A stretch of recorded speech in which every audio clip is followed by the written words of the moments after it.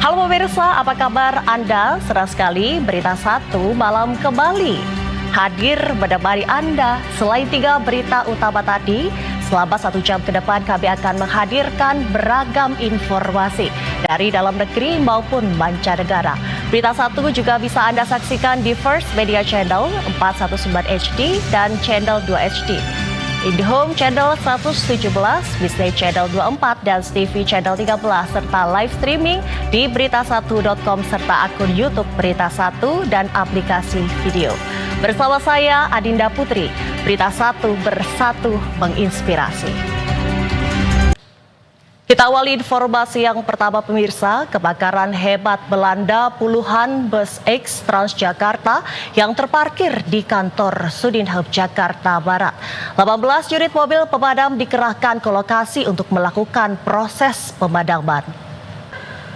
2 kapal terlibat tabrakan di Pelabuhan Pantai Indah Bintan Timur. 2 balita dilarikan ke rumah sakit.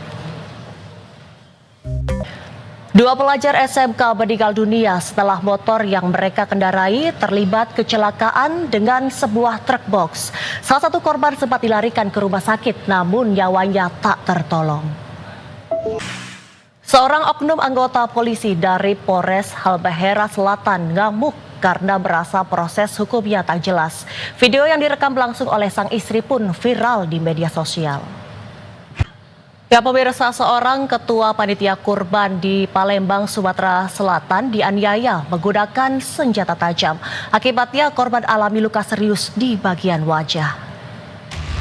Ya pemirsa, Timnas Indonesia menutup babak ketiga kualifikasi Piala Dunia 2026 zona Asia dengan kekalahan telak.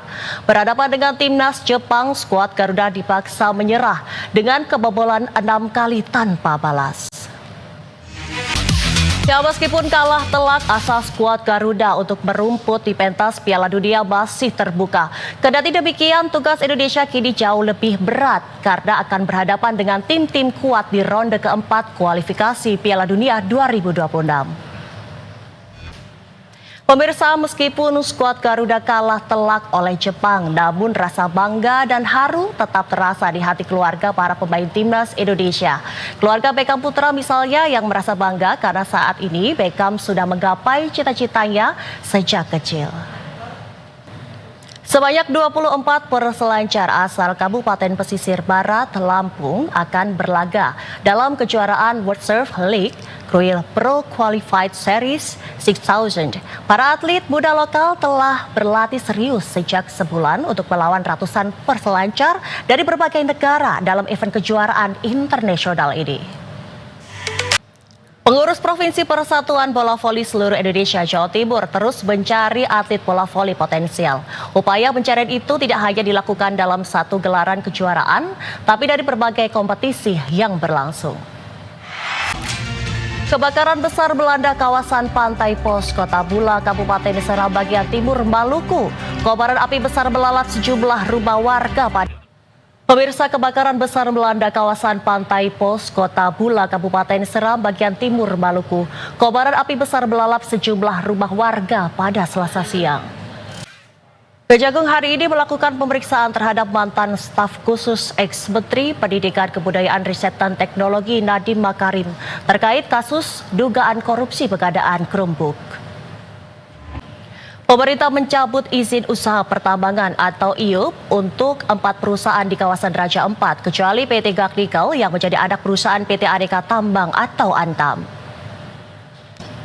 Intibos bersama Regenik hadirkan terapi stem cell di Indonesia. Kerja sama ini bertujuan agar masyarakat bisa merasakan manfaat stem cell tanpa harus ke luar negeri. Setelah menyelesaikan puncak prosesi ibadah di Arafah, Musdalifah dan Mina, Ar-Musda, seluruh jemaah kini bersiap memasuki fase akhir ibadah dan proses kepulangan. Kementerian Agama membantah isu adanya pungutan liar atau pungli dalam pelaksanaan safari wukuf pada puncak haji 2025 Kamis lalu. Kemendak menegaskan tidak ada pungutan biaya alias gratis pada program ini. Sebuah bus yang membawa rombongan mahasiswa Universitas Pendidikan Sultan Idris Malaysia bertabrakan dengan sebuah mobil.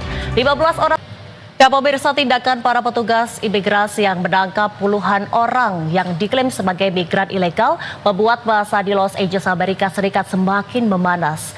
Massa bahkan melempari mobil petugas kepolisian dengan benda keras. Sebuah bus yang membawa rombongan mahasiswa Universitas Pendidikan Sultan Idris, UPSI Malaysia bertabrakan dengan mobil yang menewaskan sedikitnya 15 orang. Tembakan yang dilepaskan pasukan Israel menewaskan sedikitnya 17 warga Palestina di dekat pusat distribusi bantuan kemanusiaan di jalur Gaza. Puluhan orang lainnya mengalami luka-luka dalam insiden yang sama. Ya pemirsa, kami akan kembali usai jeda, tetaplah di Berita Satu Malam. B-Universe yang membawahi Berita Satu TV, BTV, Investor Daily, Berita1.com, dan Jakarta Globe baru saja meresmikan studio baru sebagai tempat memproduksi dan menyiarkan berita kepada masyarakat. Langkah ini menegaskan komitmen B-Universe untuk tetap berjalan ekspansif. Ya pemirsa, demikianlah Berita Satu Malam hari ini. Mewakili kru yang bertugas, saya Adina Putri pamit undur diri. Jangan lupa juga untuk ikuti seluruh media sosial Berita Satu, baik di Instagram, X, dan YouTube. Berita Satu, bersatu menginspirasi.